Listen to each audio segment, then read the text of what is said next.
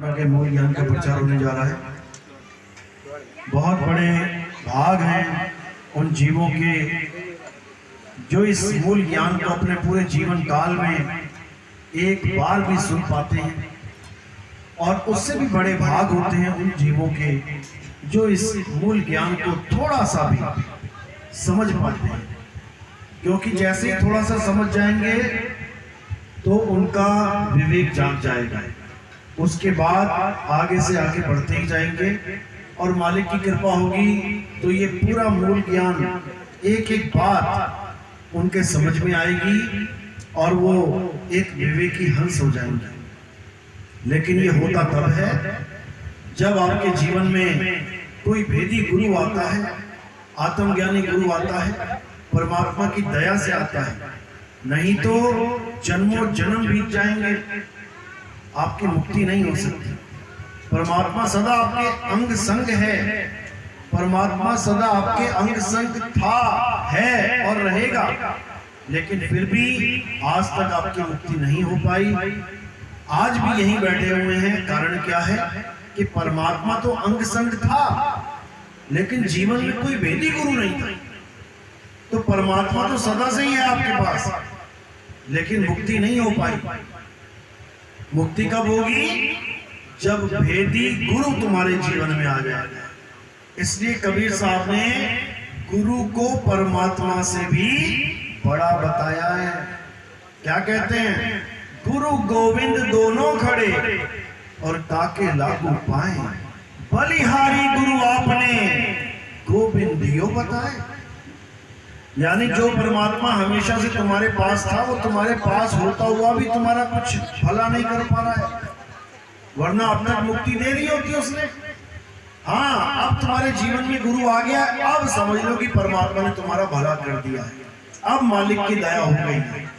कहते हैं प्रभु कृपाल कृपा करे, नाम नानक साधु संग मिले। कहते हैं जब मालिक की दया होती है तब तुम्हारे जीवन में क्या हो जाता है? तुम्हारे जीवन में एक गुरु आ जाता है, एक साधु आ जाता है, एक संत आ जाता है, और तुम्हें तुम्हारा ही जो खजाना है उसे खोल के तुम्हें ही दिखा देता है।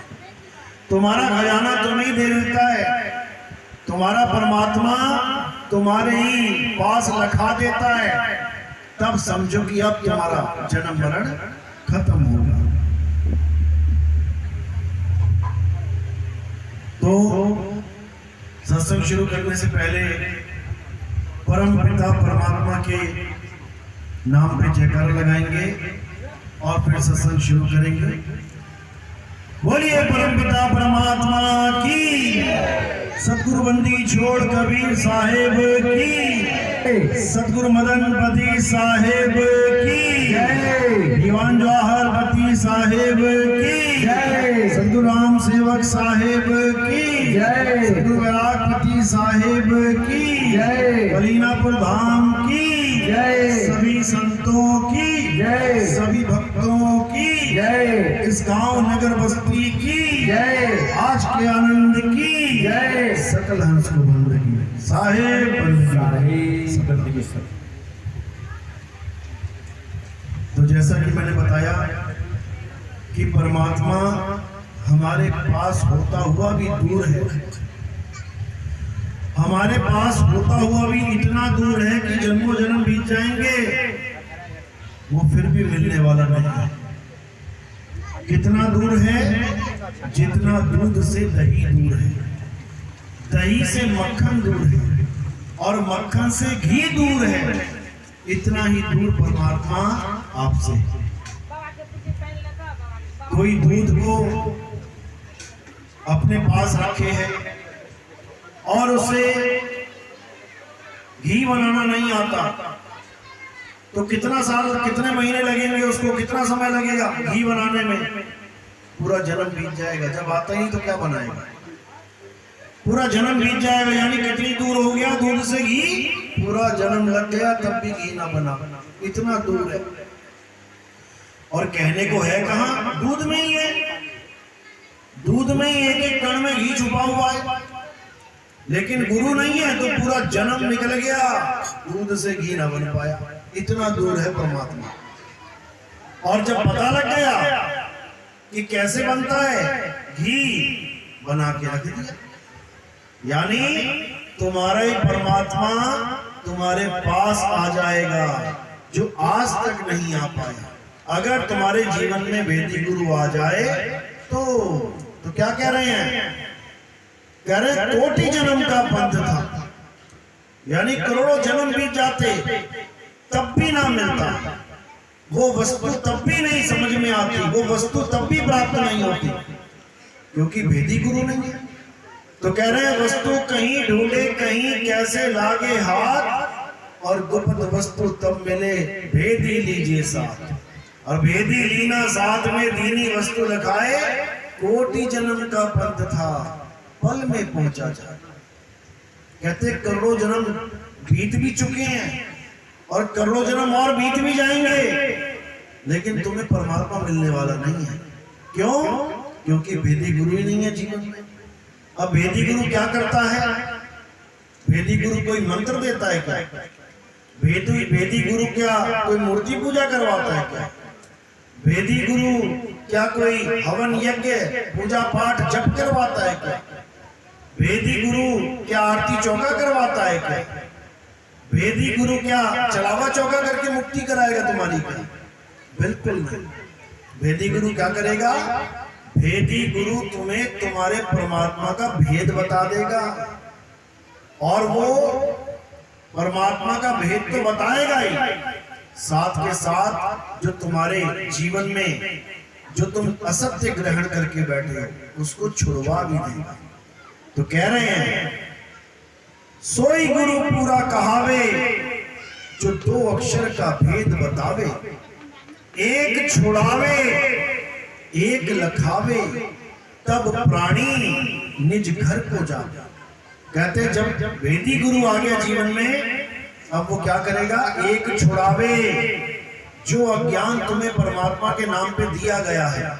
किसी के गुरु ने कह दिया नाम जपो मन में, किसी ने कह दिया नाम जपो मुंह से, किसी ने कह दिया नाम जपो श्वासों में, किसी ने कह दिया अनहद नाद सुनो कान बंद करके, किसी ने जीभ को गले में लगवा के नकली अमृत पिला दिया, किसी ने श्वासों पे ध्यान करवा दिया, किसी ने नाभि से सहस्रार चक्र की यात्रा करवा दी। ये सब अज्ञान है। कहते एक छुड़ाए, ये सब छुड़वा देगा वो, और एक लखाए, तुम्हें तुम्हारा स्वरूप लखा देगा। तब प्राणी निज घर को जाए, तब तुम्हारी मुक्ति होगी और तुम ऐसे घर चले जाओगे जहां से वापस आना नहीं पड़ता, जहां जन्म मरण का खेल खत्म हो जाता। तो जब ऐसा गुरु मिल जाएगा तब तुम्हारा जन्म सफल हो जाएगा।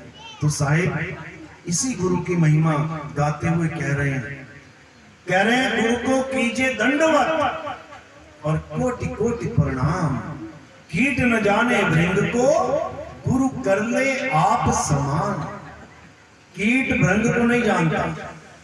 भृंग होता है एक कीड़ा, वो अपने बच्चे नहीं होते उसके, वो किसी और कीड़ों के बच्चों को लेके आता है, दरवाजा बंद कर लेता है अपने कमरे में घुसा के, उसके बाद अपनी आवाज सुनाता है, ऐसी आवाज सुनाता है, ऐसी आवाज सुनाता है कि फिर वो अपनी भाषा ही भूल जाते हैं बच्चे कि हम क्या बोलते थे।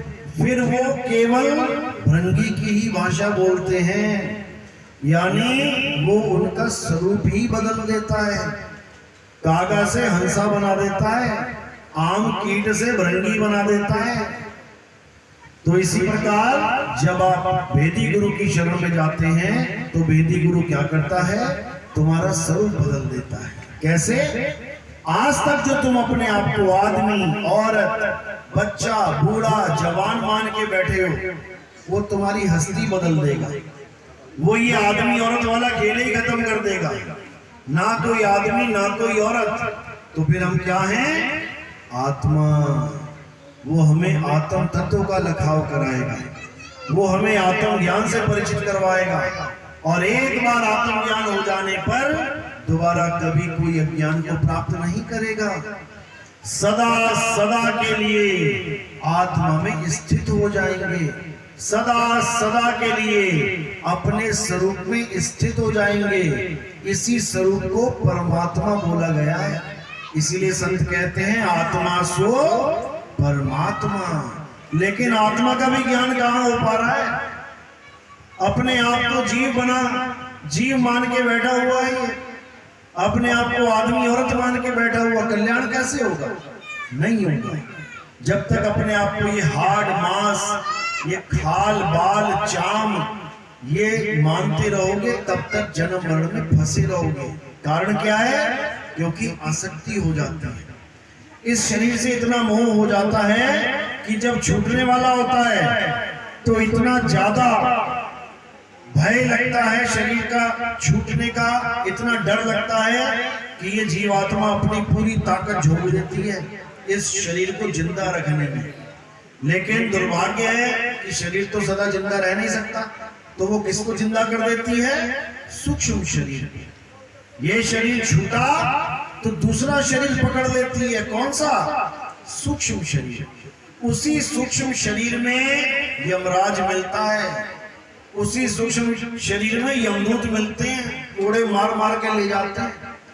गरुड़ पुराण उसी सूक्ष्म शरीर की व्याख्या है कि मरने के बाद कहां कहां ले जाया जाता है जीव को, कहां कहां पर लाठियों से डंडों से मारा जाएगा, कहां कहां पर तलवारों से काटा जाएगा, कहां कहां नरक की आग में धकेला जाएगा, वैतरणी नदी में डुबोया जाएगा। सारी व्याख्या लिखी हुई है, लेकिन कोई समझने को तैयार ही नहीं है। कहते किसने देखा? मरने के बाद किसने देखा? अरे मरने के बाद छोड़ो, तुम जीते जी देखते हो, लेकिन तुम समझ नहीं पाते। ये सूक्ष्म शरीर तुम रोज धारण करते हो, मरने के बाद ही नहीं मिलेगा। ये रोज मिलता है। कब मिलता है ये? जब तुम सो जाते हो, जब तुम्हारा स्थूल शरीर बिस्तर पे पड़ा रह जाता है और तुम कहां चले जाते हो? तुम जंगल में चले गए, तुम नदियों में चले गए, तुम शादी ब्याह में चले गए, तुम रिश्तेदारों से झगड़ा करने चले गए। पूरा लठ बज रहा है, पूरा झगड़ा चल रहा है, प्रेम प्रसंग भी चल रहे हैं, सपने में क्या नहीं चल रहा है? सब कुछ चल रहा है। कौन सी देह में चल रहा है ये काम? सूक्ष्म शरीर में। स्थूल कहां पड़ा है? वो बिस्तर पे पड़ा हुआ है, टेढ़ा पड़ा है, सीधा पड़ा है, कोई होश नहीं। चादर ऊपर है नहीं है, कोई होश नहीं। कपड़े पहने हैं नहीं पहने हैं, कोई होश नहीं। जमीन पे सो रहे हो कि बिस्तर पे सो रहे हो कि छत पे सो रहे हो, कोई होश नहीं। मृत शरीर पड़ा हुआ है, मुर्दे की तरफ। और सपने में पूरे जागे हुए हो। कुत्ता देखा भागे, सांप देखा भागे, शेर देखा भागे, पूरे चेतन हुए पड़े हो, पूरी जागृति है। तो ये कौन सा शरीर है जिसमें तुम रात में सपने में 6 घंटे 7 घंटे 8 घंटे का जीवन जी के आते हो? वो सूक्ष्म शरीर है। और आते क्यों हो इस शरीर में? क्योंकि सूक्ष्म शरीर को याद है कि मैं कहां सोया हूं। इस सुरता को याद है कि मैं किधर से छोड़ के किधर आई हूं। तो जैसे ही कोई सांप बिच्छू शेर हमला करता है तो उस शरीर को 1 सेकंड में त्याग के कहां जाती है वापस? इसी स्थूल में। एकदम आंखें खोले और क्या कहेगी? शुक्र है सपना था। शुक्र मनाएगी। ये नहीं पता कि किसी और शरीर में भ्रमण करके आ रही है, क्योंकि इसको अपने बारे में कुछ नहीं पता, इसको अपने शरीरों के बारे में कुछ नहीं पता, इसको काल के जाल के बारे में कुछ नहीं पता। ये सोच रही है मैं तो गांव का प्रधान बन गया, आप क्या चाहिए? मैं तो एमएलए बन गया, आप क्या चाहिए? मैं एमपी बन गया, मैं ये बन गया, मैं वो बन गया। बड़े बड़े ऑफिसर, बड़े बड़े नेता, बड़े बड़े राजनेता, मुझे और क्या चाहिए? मैं तो बहुत बड़ा महान बन गया। महान वाहन कुछ नहीं बना, पकड़ के कान 84 में ठोक दिया जाएगा दोबारा। याद रखना, यहाँ भले तुम्हारे गले में माला पड़ जाए, डीसी साहब आए हैं, एमपी साहब आए हैं, ये साहब आए हैं, वो साहब आए हैं, वो 84 में सीधे ठोकेगा, सीधे गर्म में साहब जी उल्टे लटक जाएंगे। सिर नीचे होगा साहब जी का और पैर ऊपर होंगे। देख लो कौन सिर नीचे करके नहीं आया, कौन उल्टा लटक के नहीं आया। सब आए हैं उल्टा लटक के। अब जाने की कहाँ तैयारी है? वहीं जाने की तैयारी है जहां से आए हो। एक एक दिन, एक एक मिनट, एक एक सेकंड घट रहा है वहीं जाने के लिए जहां से निकल के आए हो। इसी को कबीर साहब बार बार समझा रहे हैं कि जहां से आया और वहीं समाया। तो कहे कबीर तूने क्या कमाया इस दुनिया में? क्या कमाया तूने? जिस गर्भ जून से आया था, मालिक से अरदास करता था, कलोल करता था, कॉल करता था, परमात्मा से अपील करता था कि मुझे यहां से निकालो, मैं भक्ति करना चाहता हूं। कहते गर्भवास में भक्ति कबूला और बाहर आके उसको भूला। अब भूला पड़ा है। किसी को कहो ना भक्ति कर ले भाई, अरे जान दे यार तू कर भक्ति, हमने क्या करनी भक्ति? हमारे सामने तो मंदिर है, मत्था टेक के घर वापस आ जाएंगे। ऐसे मुक्ति नहीं मिलती, ऐसे काम नहीं बनेगा। भक्ति करनी पड़ती है। और भक्ति भी कौन सी? सत भक्ति। सत भक्ति यानी कि सच्ची भक्ति। कैसे करोगे सच्ची भक्ति? जब तुम्हें सच्चा नाम मिलेगा। सच्चा नाम कैसे मिलेगा? जब जीवन में सतगुरु आएगा। तो सच्चा नाम, अगर हम कहते हैं सच्चा नाम, इसका मतलब कोई झूठा नाम भी है, तभी तो हम बोलेंगे सच्चा नाम। तभी तो हम कहेंगे ये नाम सच्चा है, इसका मतलब कोई झूठा भी नाम है। तो इन दोनों नामों की अच्छे से खबर कर लो, अच्छे से जानकारी कर लो। इस दुनिया में दो प्रकार के नाम हैं। एक नाम बोलने, लिखने, पढ़ने वाला, और एक नाम अबोल, अकह, अलेख। बोलने, लिखने, पढ़ने वाले नाम किसने बनाए? इंसानों ने बनाए। कैसे बनाए? अपनी अपनी भाषा के अक्षर खोज के बनाए। हिंदुस्तानियों ने अक्षर खोज लिए, आ आ ई का खा गा गा, चा छा जा टा ठा डा। नेपाल में भी यही अक्षर है। अंग्रेजों ने अक्षर खोज लिए, A B C D E F G H I J. अरब देश वालों ने खोज लिए, अलिफ बे ते पे हे। सरदारों ने, सिखों ने खोज लिए, उड़ा एड़ा इडी ससा हा कक्का खक्का गग्गा। सब अपने अपने अक्षर पकड़ के बैठ गए। जापानियों ने अलग खोज लिए, ताइवानियों ने अलग खोज लिए, किसी ने कोई खोज लिया, किसी ने कोई खोज लिया। इन अक्षरों को खोजने के बाद क्या किया? सारी दुनिया में जितनी भी वस्तुएं दिखाई दी उसके नाम रख लिए। अपने अपने भाषा में अपनी अपनी वस्तुओं के नाम रख लिए। हिंदुस्तान में नाम रख दिया आग, इंग्लैंड में नाम रख दिया फायर। हिंदुस्तान में नाम रख दिया हवा, इंग्लैंड में नाम रख दिया एयर। हिंदुस्तान में नाम रख दिया सूरज, चांद, सितारे, इंग्लैंड में नाम रख दिया सन, मून एंड स्टार्स। यानी अपनी अपनी भाषा में अपने अपने नाम लेके बैठ गए। यहां तक तो फिर भी समझ में आता है, अच्छी बात है, हमें हर चीज का नाम पता होना चाहिए, जबकि हम ही ने रखा है। लेकिन जब इसने परमात्मा के नाम रख डाले, अरब देश वालों ने रख दिया खुदा, अंग्रेज ने रख दिया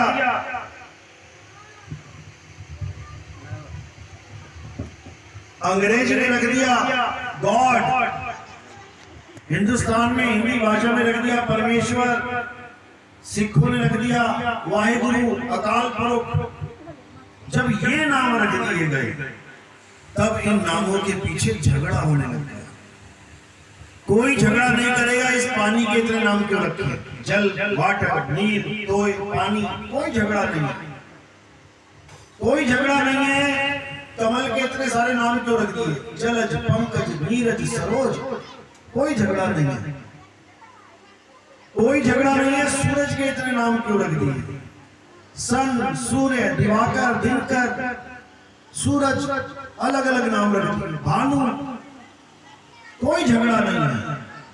लेकिन झगड़ा कहां है? अल्लाह, वाहिगुरु, गॉड, राम, इसमें झगड़ा मचा हुआ। अपने अपने नामों को बड़ा करने में लगे हुए।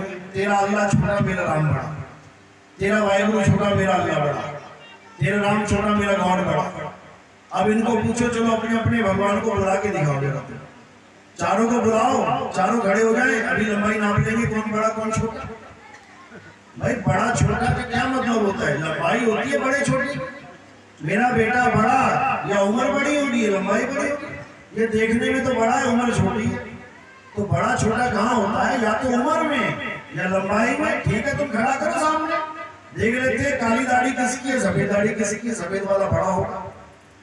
कौन 4 फुट का है, कोई 8 फुट का है, 8 फुट वाला बड़ा होगा। अरे जब तुम उसको ला नहीं सकते अपने सामने, जब तुम उसको हमारे सामने प्रकट नहीं कर सकते, जब तुमने कभी उसको नहीं देखा कि वो बड़ा है, छोटा है, मोटा है, पतला है, तुम कैसे झगड़ा कर सकते हो भाई कि मेरा भगवान बड़ा है, तेरा अल्लाह छोटा है? तुम्हें नहीं पता, वो एक ही है। ग्रंथों में साफ लिखा है, 4 ग्रंथ है मेन, हिंदू, मुस्लिम, सिख, ईसाई। क्या लिखा है उसमें? हिंदुओं के ग्रंथ पे लिखा है परमात्मा ने ये दुनिया बनाई, सूरज चांद सितारे बनाए। सिखों के ग्रंथ पे लिखा है वाहिगुरु ने दुनिया बनाई, सूरज चांद सितारे बनाए। मुसलमानों के ग्रंथ पे लिखा है अल्लाह ने दुनिया बनाई, सूरज चांद सितारे बनाए। ईसाइयों के ग्रंथ में लिखा है गॉड ने दुनिया बनाई, सूरज चांद सितारे बनाए। अगर ये चारों भगवान अलग अलग होते तो यहाँ कितने सूरज होते? 4 होते, सबने अलग अलग बनाया होता। यहाँ 4 चंद्रमा होते, सबने अलग अलग बनाया होता। 4 धरतियां होती, सबने अलग अलग बनाया होता। अब ग्रंथ में तो यही लिखा है कि परमात्मा एक है, वाहिगुरु एक है, अल्लाह एक है, गॉड एक है, और उसने एक ही धरती बनाई है, एक ही सूरज, एक ही चांद बनाया है। वो हमें दिखाई तो दे रहा है, लेकिन हमारी बुद्धि पे ताले लगे हुए हैं। हम नहीं समझ पा रहे कि अरब देश वालों ने हमारे ही राम का नाम अल्लाह रख दिया है, ईसाइयों ने हमारे ही राम का नाम वाहिगुरु रख दिया है, सिखों ने, ईसाइयों ने गॉड रख दिया है, सिखों ने हमारे ही राम का नाम वाहिगुरु रख दिया है। लेकिन हम नहीं जान पा रहे, हमें केवल अपने बनाए अक्षरों से प्यार है। कई लोग बातें तो करते हैं कि हाँ अल्लाह, वाहिगुरु, गॉड, भगवान एक है, लेकिन अपने धार्मिक स्थल पे नाम उसी का लिखवाएंगे जो अपना वाला होगा। जैसे सिखों को देखोगे गुरुद्वारे में वाणियों में बिल्कुल स्पष्ट लिखा है ईश्वर, अल्लाह, वाहिगुरु सब एक ही है, लेकिन एक भी जगह किसी गुरुद्वारे के ऊपर अल्लाह अकबर नहीं लिखा है। वाणी में लिखा है, संत समझा रहे हैं, कोई बोले राम राम, कोई खुदाए, कोई सेवे गुसैया, कोई अलाए, लेकिन है वो एक, लेकिन लिख नहीं सकती अल्लाह अकबर। क्यों? अपना धर्म छोटा, उसका बड़ा हो जाए। यही दिक्कत है। तो इस दिक्कत का, इस समस्या का, इस कारण का क्या निवारण है? हमारे पास है, हमारे पास है निवारण। इन झगड़ों का, इन फसाद का, इन लड़ाइयों का एक ही है हमारे पास निवारण। क्या है? सारे नामों को छोड़ दो और क्या करो? उस तत्व का ज्ञान प्राप्त करो जिसका नाम अल्लाह, जिसका नाम वाहिगुरु, जिसका नाम गॉड, जिसका नाम राम है। यानी इस पानी के जितने भी नाम हैं, जल, वाटर, नीर, कोय, जितने भी नाम तुम्हें पता है, जिनके नाम पे झगड़ा चल रहा है, उसको छोड़ दो और क्या करो? केवल इस पानी को पी लो। जैसे पानी पियोगे गला गीला। अब कौन लड़े? अब कौन लड़े इसको नाम के पीछे कि नहीं पानी से गला गीला होता है, वाटर से नहीं, वाटर से गला गीला होता है, जल से नहीं, जल से गला गीला होता है, नीर से नहीं, कोई से नहीं। कौन लड़े? सारे झगड़े खत्म, सारी दुविधाएं खत्म। अब केवल एक ही चीज रह गई, सत्य। बस इसी सत्य को जान लोगे तो समझ लो सत्य भक्ति मिल जाएगी। यही कबीर साहब समझा रहे हैं कि इस आत्म तत्व को जान लो। ये आत्म तत्व हम सबका मूल है। हम सबके शरीरों को कौन चला रहा है? आत्मा के द्वारा ही चल रहे हैं। खा रहे हैं, पी रहे हैं, सो रहे हैं आत्मा के द्वारा। और आत्मा ने जैसे ही शरीर को छोड़ दिया, मिट्टी की ढेरी की तरह गिर जाएगा, उठेगा भी नहीं, उंगली भी नहीं हिला पाओगे। कोई कहेगा उंगली हिलाओ, तुम तो 100-100 किलो वजन उठा लेते थे, तुम तो 1-1 क्विंटल वजन उठा लेते थे, उंगली हिला के दिखाओ जरा। उंगली नहीं हिला पाएगा, क्योंकि सारा वजन किसकी ताकत से उठाया जा रहा था? आत्मा की ताकत से। इसलिए जो आत्म तत्व है, अब उसी को याद करना है, उसी का ध्यान धरना है। कबीर साहब समझा रहे हैं वाणी में, जल में मीन प्यासी, मोहे देखते आवे हांसी, आत्म ज्ञान बिना नर भटके, कभी काबा कभी काशी। कि हे जीव, इस आत्म ज्ञान के बिना तू काबा काशी में तो भटक ही रहा है। क्यों? क्योंकि इंसान जन्म मिल गया है, इसलिए अब भगवान को ढूंढने के लिए कहां जा रहा है? कभी काबा कभी काशी। यहां तो तू भटक ही रहा है, लेकिन अगर ये इंसान जन्म निकल गया फिर कहां भटकेगा? फिर काबा काशी नहीं, फिर सीधा 84। फिर इतने जन्म मिलेंगे, इतने जन्म मिलेंगे, गिन गिन के थक जाओगे। ये जन्म मरण खत्म होने वाला नहीं है। 84 भुगतान करके फिर एक बार इंसान जन्म मिलेगा, उसके बाद फिर 84। जन्म जन्म का खेल है।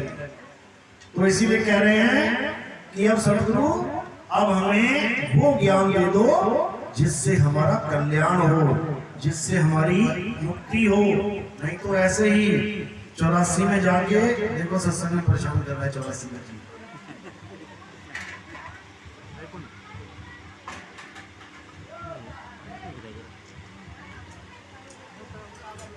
यही है खेल 84। आया तो है लेकिन कीड़ा बन के आया, क्या करें इसका? इंसान बन के आता कुछ समझ जाता।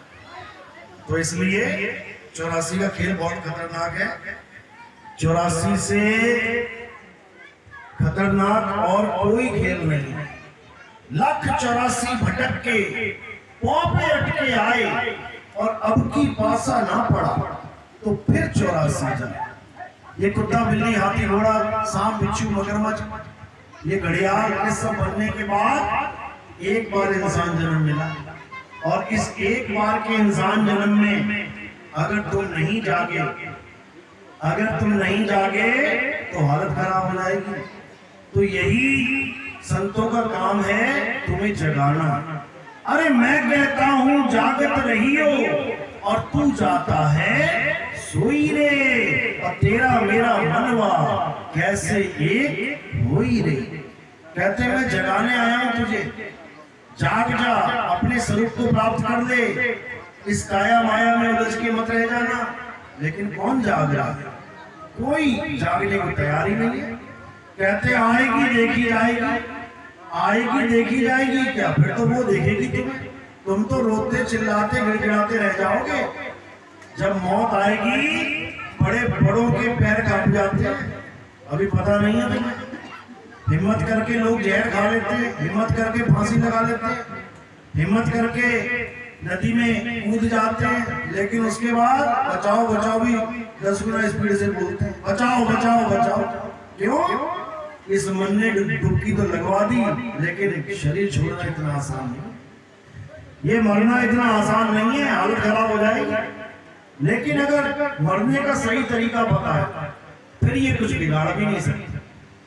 साहिब समझा रहे हैं, जिस मरने से जग डरे मेरे मन आनंद, और मरने पर ही पाइए पूर्ण परमानंद। यानी वेदी गुरु मिल गया, मरने का सही तरीका पता लग गया, कैसे मरना है। मरने का मतलब ये नहीं होता तुम मर ही जाओगे, कोई नहीं मरता इस संसार में। मौत सबसे बड़ा झूठ है, लेकिन लोगों ने मौत को सबसे बड़ा सत्य बता के पेश कर दिया।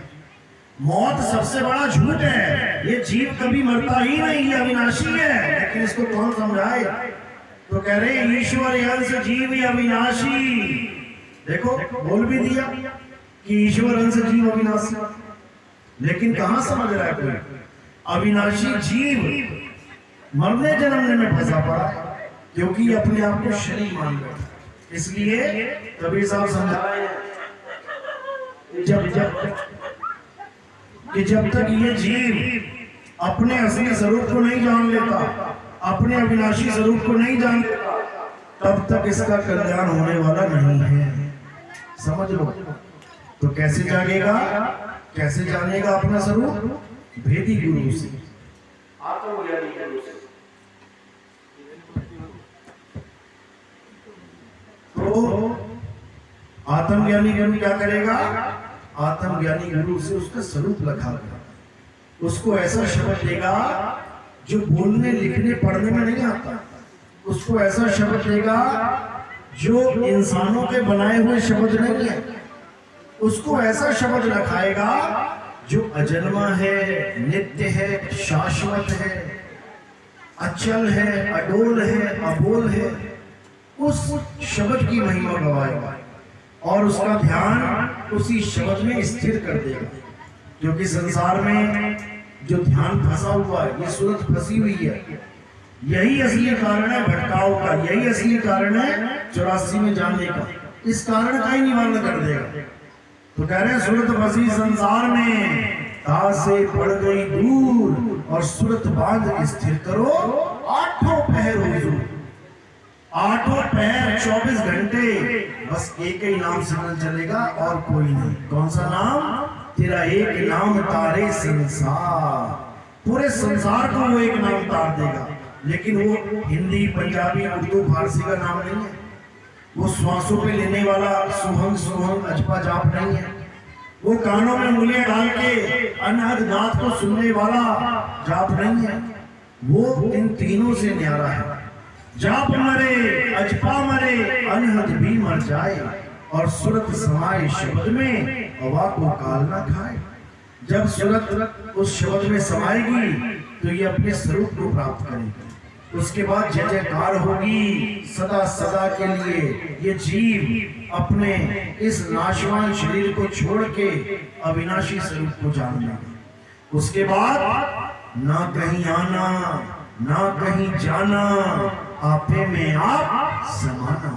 उसके बाद ना तो कोई स्वर्ग की लालसा रहेगी कि मुझे जन्नत मिल जाए, मुझे हेवन मिल जाए, मुझे स्वर्ग मिल जाए, ना ही नरक का डर रह जाएगा कि मैं नरकों में चला जाऊंगा, मैं दोजख चला जाऊंगा, मैं हेल में चला जाऊंगा। बिल्कुल नहीं। ना कहीं आना और ना कहीं जाना, आपे में आप समाना। तो जब ये ज्ञान आपके समझ में आ जाएगा, उसके बाद आपकी सत्य भक्ति शुरू होगी। तब ABCD शुरू होगी आपकी। अभी तो आप ABCD भी नहीं पढ़ रहे हो, अभी तो ABC की शुरुआत भी नहीं हुई है। लेकिन जब वेदी गुरु मिल जाएगा तो ये शुरुआत भी होगी और इस पढ़ाई का अंत भी होगा। ये मालिक की महिमा है, ये गुरु की महिमा है। तो क्या करना है? अब हमें गुरु धारण करना है। गुरु जरूर धारण करना होता है, चाहे किसी को भी कर लो, शुरुआत कहीं से भी कर लो, करो जरूर। निगुरे नहीं जाना संसार से। निगुरे को कोई नहीं, कोई रखवाली नहीं करता उसको। एक कुत्ता देखा आपने, गलियों में घूमता है, म्युनिसिपैलिटी वाले आते हैं और उसको पकड़ के ले जाते हैं, कोई उसका सहाय नहीं है। लेकिन अगर कुत्ते के गले में पटा डाला हुआ है तब समझ लो कि उसको कोई हाथ नहीं लगा सकता। लगा के दिखा दे, नहीं लगा सकता। इसी प्रकार गले में पटा क्या है? हमारी कंठी है। ये उसके नाम की कंठी पहन रखी है, यमराज हाथ लगा के दिखा दे, है तो नहीं लगा सकता। इसी को बोला गया है, कबीर कुकर राम का और मोतिया मेरा नाम, गले प्रेम की जेवड़ी और जित खींचे तित जम। यानी हम वो कुकर हैं, हम वो कुत्ते के स्वरूप में बताया है जीव को, इसको जिसका कोई मालिक होता है, वो पटाधारी कुत्ता है। और जिसका कोई मालिक नहीं, वो आवारा कुत्ता है। आवारा कुत्ते की कोई सुनवाई नहीं है, लेकिन पटे वाले की पूरी सुनवाई है। इंजेक्शन भी लगते हैं उसको बढ़िया वाले, समझ लो, बीमारियों से दूर करने के लिए। उसको अच्छा अच्छा खाना भी मिलता है, रहना भी कमरे के अंदर होता है उसने, मकान के अंदर। और आवारा कहाँ रहता है? गलियों में भटकता है। जो घरों में रहता है वो बढ़िया पात्र में पानी पीता है। जैसे आपका स्टील का थाली गिलास है ना, वो कुत्ते की भी स्टील की थाली गिलास होगा। और जो गली का कुत्ता होता है वो कहाँ पानी पीता है? वो नाली में मुंह मारता है। जब कुत्ते कुत्ते में इतना भेद हो गया, जिसका एक गुरु है और एक का गुरु नहीं है, निगुरा है, तो सोचो आदमी का क्या हाल होगा। जब कुत्ते के साथ इतना खेल हो जाएगा बिना पटे वाले कुत्ते के साथ, तो सोचो बिना कंठी वाले के साथ क्या होगा। इसलिए गले प्रेम की जेवड़ी, ये प्रेम की जेवड़ी है। जित खींचो तित जम, जहां मालिक खींचेगा वहीं जाएंगे। और ऐसा नहीं हो सकता कि खींच वो पूरब में रहो तुम पश्चिम में चले जाओ, ऐसा नहीं होगा। वो चुंबक की तरह खींचता है। अरे लोह चुंबक की प्रीत ज्यों लोह को लेते उठाए, और ऐसा शब्द कबीर का काल से लेत छुड़ाए। इस काल भगवान की इतनी हिम्मत नहीं कि तुम्हें 84 की टिकट काट दे, उसके बाद तुम सीधे कहां जाओगे? परमात्मा के दरबार में जाओगे, मालिक में समाओगे जाके। तो ये तब होता है जब हम वेदी गुरु, हम सतगुरु की शरण में जाते हैं, ये तब होता है, नहीं तो 84 तैयार है। तो क्या करना है? गुरु कीजिए छान के और पानी पीजिए जान के। अब छानो, जैसे आटा छानते हो ना, दुकानदार पूरा शातिर है, वो आटे में चोकर मिला के दे देता है कंपनियां वाले, लेकिन जब तुम घर में आके छानते हो तो आटा आटा अलग हो जाता है, चोकर अलग हो जाता है। कई कंपनियां ऐसी हैं जो दाल में वजन बढ़ाने के लिए पत्थर मिला देती है छोटे छोटे, लेकिन तुम घर जाके वो सारे पत्थर निकाल देते हो और दाल अलग रह जाती है। तो इसलिए गुरु करो छान के, पानी पियो जान के, गुरु को छानो पहले। क्या ज्ञान दे रहा है? जब तक छानोगे नहीं तब तक सत्य को जानोगे नहीं। तो सबसे पहले छानना है, ये भेद प्राप्त करना है कि आखिर गुरु जी देते क्या है। जाप देते हैं, अजपा देते हैं, अनहद देते हैं, क्या देते हैं, उसके बाद विवेक लगा के सत्य को जानो क्या है।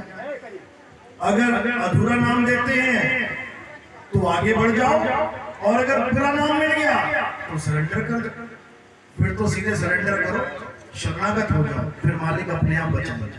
चलो, तो आज का सत्संग यही समाप्त करते हैं। आगे भी सत्संग है, एक जगह और जाना है।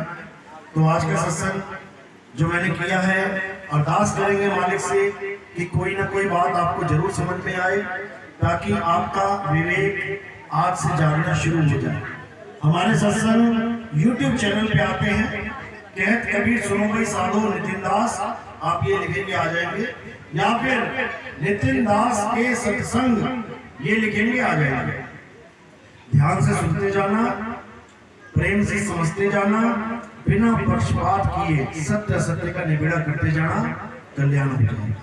साहिब प्राणी की सत्ता बोल दे सतगुरु कबीर साहेब की, शुक्लहरा भगवान की, सबसे बेसी है सुनल की। और अखंड जते कोई जे सुना